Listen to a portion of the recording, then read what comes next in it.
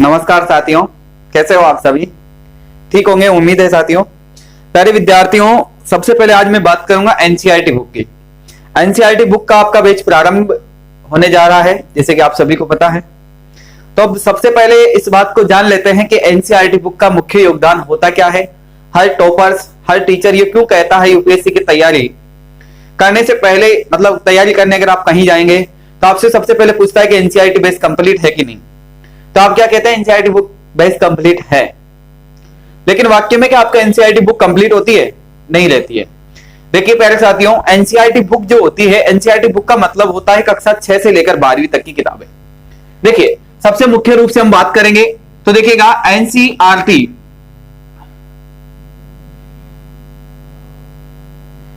ठीक है। एनसीईआरटी की अगर मैं बात करूं तो एनसीईआरटी की जो बुक्स होती है वाक्य में आपकी कंप्लीट नहीं होती है।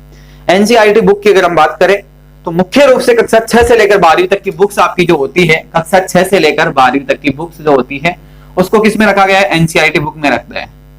चलिए अब इसकी बात कर लेते हैं कि एनसीईआरटी बुक होती क्या है, किस प्रकार से इसको पढ़ना होता है, इसका कहां योगदान होता है यूपीएससी के एग्जाम में इसका क्या महत्व होता है या कि नहीं होता है। देखिए सबसे मुख्य रूप यही और मुख्य बात यही उठती है, एक मुख्य सवाल यही है यहां से कि एनसीईआरटी बुक पढ़ना क्यों चाहिए। यूपीएससी की दृष्टि से एनसीईआरटी बुक पढ़ना क्यों चाहिए, विद्यार्थी के मन में सबसे पहले यही सवाल आता है। और कई विद्यार्थी मेरे से ये सवाल पूछते भी है कि सर क्या जरूरी है क्या एनसीईआरटी बुक पढ़ना? बिल्कुल जरूरी है। अब क्यों जरूरी है ये जान लीजिए।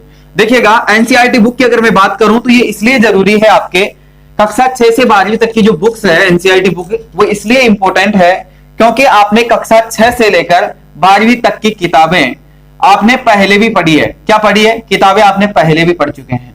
यानी कि इसकी मैं बात करूं तो आप जिस स्तर पर आज बैठे हैं तो वो इन्हीं की बदौलत है कि आप यहां पर बैठे हुए हैं।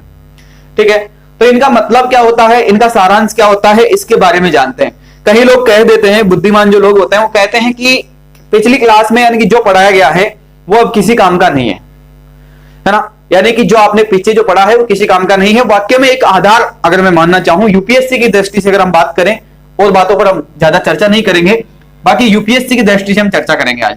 तो यूपीएससी की दृष्टि से अगर मैं चर्चा करना चाहूं तो एनसीईआरटी का महत्व की अगर बात करें तो बहुत इंपॉर्टेंट है ये इसलिए है क्योंकि यूपीएससी का जो सिलेबस है, अगर आपको इसको क्रमबद्ध तरीके से अगर सिलेबस को देखते हैं, जैसे कि मैंने आपको सिलेबस समझाया पहले, तो जैसे ही आपने प्री और मेंस का जो सिलेबस देखा वो पूरा सिलेबस जो है वो आपकी एनसीईआरटी किताबों पर आधारित है। एनसीईआरटी की किताबों पर ही आधारित है। अलग अलग बुक्स होती है एनसीईआरटी बुक्स की जो कि आपने कई बार पढ़ी है और पिछली क्लासों में आपने कई बार पढ़ चुके हो। लेकिन उसके बावजूद हुआ क्या, उस समय क्या हुआ? देखिएगा एनसीईआरटी बुक जब हम पढ़ते थे तो उस समय हुआ क्या, क्योंकि बचपन था आपका। बचपन में क्या होता है, किसी विद्यार्थी का कोई ड्रीम नहीं होता। ड्रीम एक ही होता है कि एग्जाम कब होगा। दूसरी बात, एग्जाम होने के बाद में वो किताबें किसी काम नहीं आएगी, है ना। तो उसको क्या करते हैं, बेच कर क्या खा जाते हैं, उनसे कुछ भी खा लेते हैं। जो भी जब गर्मी का जो समय होता है तभी विद्यार्थी क्या कर देते हैं, उनको बेच देते हैं। छोटे छोटे विद्यार्थी बच्चे जो होते हैं उनको बेचना प्रारंभ कर देते हैं। लेकिन उनको ये पता नहीं रहता कि ये आने वाली जिंदगी हमारी यही है, और जिंदगी वाक्य में एनसीईआरटी बुक पर ही निर्धारित होती है। वाक्य में आप एनसीईआरटी पढ़ेंगे तो आपको एक अपने आप में एक ऐसी फीलिंग आती है कि आपको एक समाज सेवा, एक समाज के डायरेक्शन में रहकर आप कैसे अनुशासित रहते हैं, है ना। किस प्रकार से समाज की व्यवस्था की गई है, किस प्रकार से हमारा इतिहास रहा है, किस प्रकार से हमारी जो राज व्यवस्था है, यानी कि पॉलिटिकल साइंस की अगर हम बात करें तो किस प्रकार से हमारी व्यवस्था रही है, किस प्रकार से हमारी न्यायपालिका रही है, किस प्रकार से हमारी कार्यपालिका रही है, किस प्रकार की हमारी संस्कृति रही है, किस प्रकार की हमारी सभ्यताएं रही है। इन सब चीजों का डिबेट की अगर हम बात करें तो सब चीजों का मुख्य आधार हमारी एनसीईआरटी बुक्स में लिखा गया है, बिल्कुल सारांश से लिखा गया है। जब मैं आपको एनसीईआरटी बुक्स की तैयारी, यानी कि अब एनसीईआरटी का बुक का जब बैच प्रारंभ हो गया है तो अब आपको मैं बताऊंगा कि आपके लिए कितनी यूजफुल होने वाली है। अब बात करते हैं कि एनसीईआरटी बुक का कितना प्रतिशत योगदान होता है यूपीएससी के एग्जाम में। देखिए साथियों, एनसीईआरटी बुक के साथ में अगर मैं बात करूं कि पूरे एग्जाम की दृष्टि से कौन से आपको मैं एग्जाम समझाना चाहूं कि कितना योगदान होता है इसका, तो इस चीज को भी समझ लीजिए। देखिएगा सबसे पहले हम बात करते हैं 50%, है ना। एक 50% है, एक 30% है और एक आपके 20% है। देखिएगा अब आप सभी जान रहे होंगे, आप सभी समझ रहे होंगे कि ये किस प्रकार से, यानी कि मैंने इनका विभाजन किया है। ठीक है, तो यूपीएससी की दृष्टि से मैंने आपको इसको 3 कैटेगरी में बांटकर मैं आपको समझाना चाह रहा हूं कि 50% है, 30% है और 20% है। अब मुख्य रूप से बात करें तो 50% पर क्या आधारित है? 50% पर आपका सिलेबस का डायरेक्शन आधारित है, यानी कि जो आपका सिलेबस है ना, उस सिलेबस के डायरेक्शन में अगर आप स्टडी कर रहे हैं तो 50% आप वहां से कंप्लीट हो जाएंगे, जहां से अगर आपको सही डायरेक्शन में आप तैयारी कर रहे हैं। मुख्य रूप से महिंद्रा ईस एकेडमी के जो परिवार में जो विद्यार्थी जुड़े हुए हैं उनको चिंता करने की जरूरत नहीं है, क्योंकि उनको पूर्ण तरीके से सिलेबस पहले समझा दिया गया है। उसके बावजूद ही उनका सिलेबस की शुरुआत की गई है, वो बिल्कुल सही डायरेक्शन में चल रहे हैं।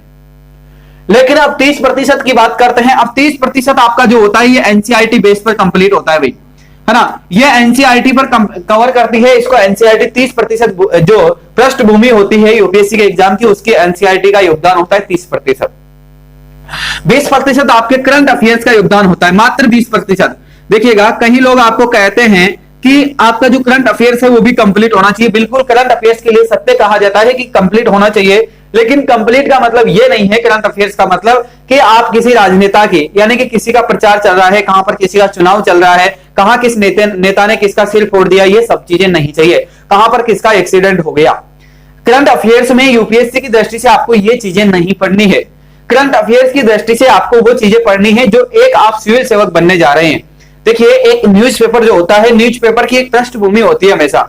न्यूज़पेपर इस डायरेक्शन में दिखाता है, पहले पेज पर आपको वही घटना दिखाएगा जो कि क्या होती है, घटित होती है। दूसरे पृष्ठ पर आपको क्रमबद्ध तरीके से आपको समझाता चलता है कि पृष्ठ पहले पेज पर आपके पुलिस प्रशासन के द्वारा कोई भी काम किया गया उसके बारे में दिखाएगा।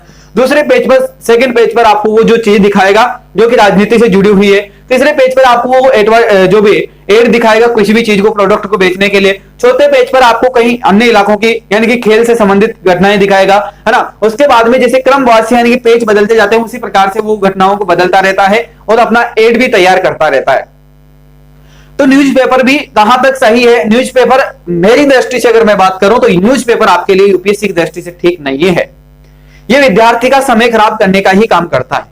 न्यूज़पेपर की अगर मैं बात करूं तो न्यूज़पेपर के लिए लोग कहते हैं कि द हिंदू पढ़ना चाहिए, या फिर कुछ भी, कोई भी एग्जाम की बात करें, कोई भी किसी भी न्यूज़पेपर की बात करें तो मेरे ख्याल से यही होता है कि यह आपका समय खराब कर रहा है। समय खराब करने का मतलब यह है कि विद्यार्थी को, यानी कि एक दिन में करंट अफेयर्स की मैं बात करूं तो 3 या 4 टॉपिक होते हैं।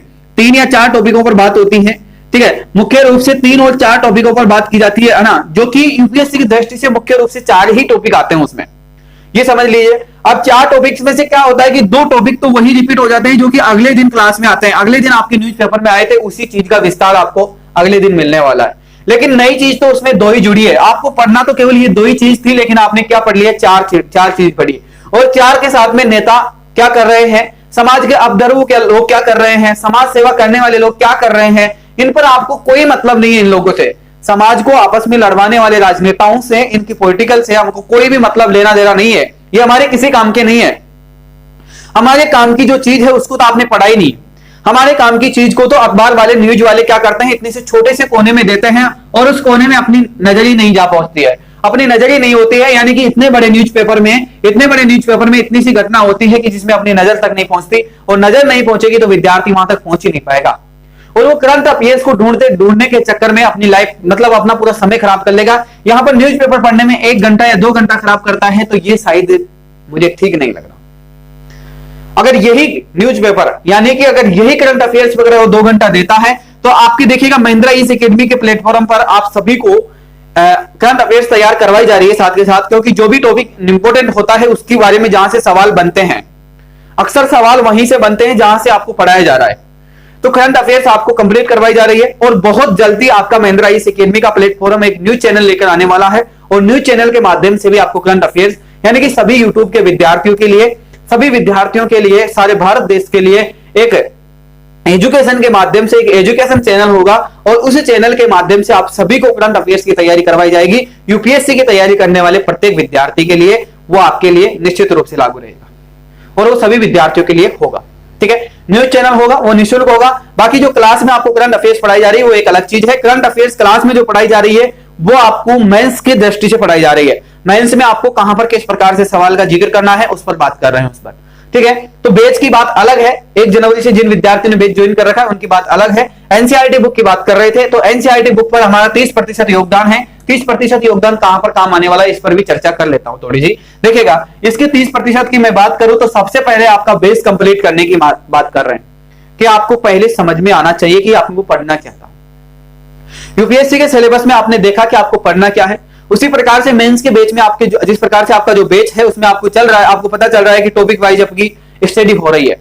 लेकिन एनसीईआरटी बुक का जो बेस है, मुख्य रूप से अगर मेरी बात करें तो मैंने आपको जो है बैच में जो पढ़ाया है, बैच में मैंने आपको केवल वीक यानी कि 0 लेवल से एनसीईआरटी बुक को भी उसमें साथ में कवर किया है, क्योंकि कुछ विद्यार्थियों ने एनसीईआरटी बुक नहीं पढ़ रखी थी, इसलिए उसको कवर करके संपूर्ण रूप से कवर करके चलता हूं। मैं कोई भी चीज को 0 लेवल से लेकर यानी कि उसका लास्ट तक अंतिम तक शुरुआत करता हूं, मतलब जहां तक उसका 100% नहीं होता 0 से 100% तक देने की कोशिश करता हूं। लेकिन फिर भी आप कुछ विद्यार्थियों की जो मांग है, कुछ डिमांड है कि एनसीईआरटी बुक का बैच शुरू किया जाए, तो आपकी बैच शुरू किया जाएगा। बिल्कुल आपके परिवार में आपकी बात सर्व ऊपर यानी कि सबसे ऊपर रखी जाएगी, क्योंकि आपकी बात ही सब कुछ मान्यता होगी, क्योंकि आप लोगों को जो चीज चाहिए वो मैं चीज आपको उपलब्ध करवाऊंगा पूर्ण तरीके से, ये मैं आपको सहमत कर पाऊंगा। तो एनसीईआरटी का 30% योगदान होता है, जो कि पिछली क्लास में यानी कि पहले जिन विद्यार्थियों आपके बैच में जो विद्यार्थी ज्वाइन कर रखे हैं उन विद्यार्थियों ने एनसीईआरटी पहले भी पढ़ रखी है, इसलिए एनसीईआरटी का बैच नहीं चलाया गया था। लेकिन अब आप लोगों के लिए एनसीईआरटी का बैच चलाया जा रहा है, तो देखिएगा एक चीज ध्यान रखिएगा, यहां से आपको क्या फायदा मिलने वाला है इस चीज को समझ लीजिएगा। 30% योगदान रहेगा। पहले आपका सिलेबस को सही डायरेक्शन में समझाने का काम करती है एनसीईआरटी बुक। दूसरी बात, आपको बेसिक रूप से तैयारी करवाती है। आप जैसे आपदा प्रबंध किसे कहते हैं उसको आपको एनसीईआरटी बुक में कवर करवा देगी। इतिहास में कोई भी जितने भी स्रोत है सब चीजों को आपको एनसीईआरटी बुक में कंप्लीट करवा दी जाएगी, है ना। इसके बाद में सामान्य जितने भी चीजें होती है एनसीईआरटी बुक कवर कर लेती है। एक सामान्य रूप से आपकी बुद्धि का विकास करने के लिए एनसीईआरटी बुक का बहुत योगदान रहेगा। दूसरी बात यह है कि मेंस की दृष्टि से यह बहुत इंपॉर्टेंट है।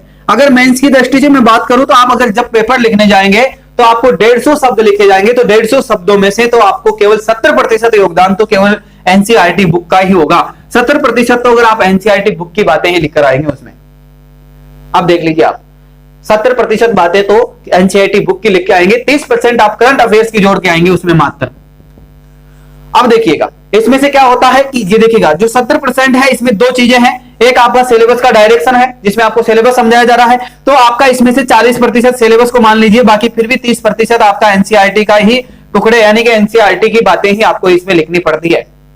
और अगर एनसीईआरटी का बेस ही कंप्लीट नहीं है तो फिर यूपीएससी की तैयारी करने का कोई मतलब नहीं है, क्योंकि अगर बेस कंप्लीट यानी कि 40% मांग रहा है और 40 आप दे पाए, उसके बाद में 30 आप करंट अफेयर्स को दे देते हैं अगर अच्छे से तैयारी है तो, लेकिन फिर भी ये 30% का आपका जो लॉस हो गया ये आपके बहुत बड़ा, हर क्वेश्चन के लिए आपके लिए बहुत बड़ा नुकसानदायक हो जाएगा।